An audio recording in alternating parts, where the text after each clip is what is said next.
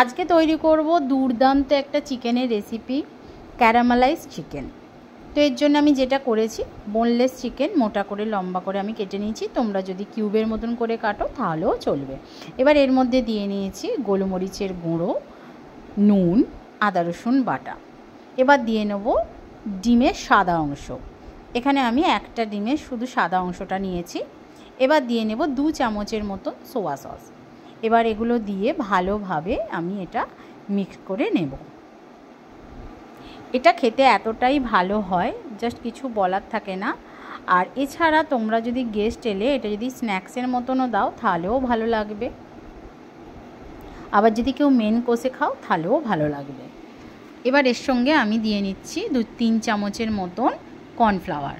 এটা মেখে মোটামুটি 1 থেকে 1.5 ঘন্টা রেখে দিতে হবে ম্যারিনেশনের জন্য। এবার অন্যদিকে একটা কড়াইতে আমি 3 চামচের মতন চিনি দিয়ে নিচ্ছি ক্যারামেলাইজ সিরাপটা করার জন্য। এবার এই অবস্থায় গ্যাসটাকে মিডিয়ামে রেখে দিতে হবে, মানে মিডিয়াম ফ্লেমে রেখে দিতে হবে। আর এই অবস্থায় কোনো রকমই হাতা খুন্তি দেওয়া যাবে না।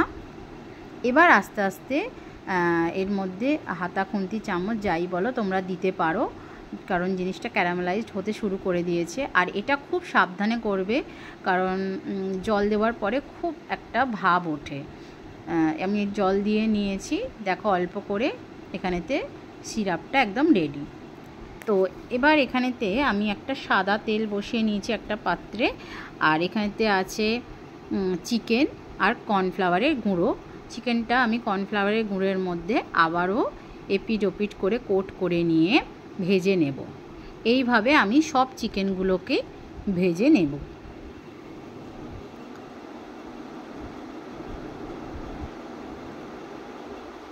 তো দেখো এখানেতে চিকেনটা ভাজা একদম কমপ্লিট হয়ে গেছে। এবার সাইডে সরিয়ে রেখে দেব। এবার একটা বাটির মধ্যে আমি যে ক্যারামেল সিরাপটা করে রেখে দিয়েছিলাম সেটা নিয়ে নিচ্ছি। এক্ষেত্রে বলি তোমরা ক্যারামেল সিরাপও দিতে পারো, বা তোমাদের কাছে যদি মধু থাকে তোমরা মধুটাও দিতে পারো। এবার দিয়ে নেব ভিনিগার 1 চামচের মতন। এবার দিয়ে নিচ্ছি এর মধ্যে সোয়া সস। তারপর দেব টমেটো সস। সমস্ত ইনগ্রিডিয়েন্টসই তোমরা বাড়িতে পাবে, এমন কিছুই মানে শক্ত কিছুই নেই, এটা ভীষণই ভালো হয়। তো আমি এখানে 2 চামচ টমেটো সস দিয়েছি।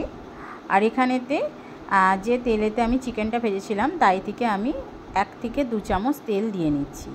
এক্ষেত্রে বলি এটা আমার কাছে সাদা তেলটা অ্যাভেলেবেল বলে আমি দিয়েছি, বাট এটা এখানেতে তোমার তিলের তেল সেটা ইউজ হয়। তেলটা আমার কাছে ছিল না, তো আমি দিইনি।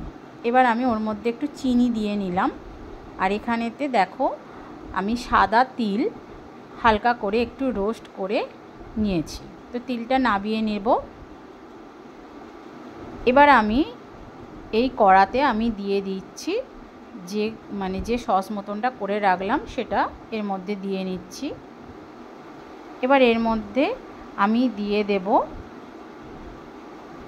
চিকেনটাকে, যে ভাজা চিকেনটা রেখে দিয়েছিলাম সেটা এবার এর মধ্যে আমি দিয়ে নেব। এবার এর মধ্যে কিছুটা পরিমাণ আমি জল দিয়ে নেব, দিয়ে এটাকে নাড়াচাড়া করে নেব। এটা চাপা দেওয়া বা কিছু করার খুব একটা প্রয়োজন পড়ে না। এটা এইভাবেই একটু এপিট ওপিট করে নাড়াচাড়া করে নিলেই হয়ে যাবে। এটা খেতে ভীষণই ভালো হয়। তো দেখো একদম গা শুকনো শুকনো হয়ে গেছে, তেল ছেড়ে গেছে। এবার এর উপর থেকে আমি রোস্টেড তিলটা দিয়ে দেবো, যে তিলটা ভেজে নিয়েছিলাম সেটা আমি দিয়ে নেব। আমার ক্যারামেলাইজ চিকেন একদম রেডি। তো এবার এটা আমি অন্য পাত্রে করে নেব। তো রান্নাটা তোমাদের কার কিরাম লাগলো অবশ্যই কমেন্ট বক্সে জানাবে। আর রান্নাটা যদি ভালো লেগে থাকে তাহলে একটা লাইক, কমেন্টস আর প্রোফাইলটা অবশ্যই ফলো করে দেবে। তো দেখো আজকে ক্যারামেলাইজ চিকেন একদম রেডি।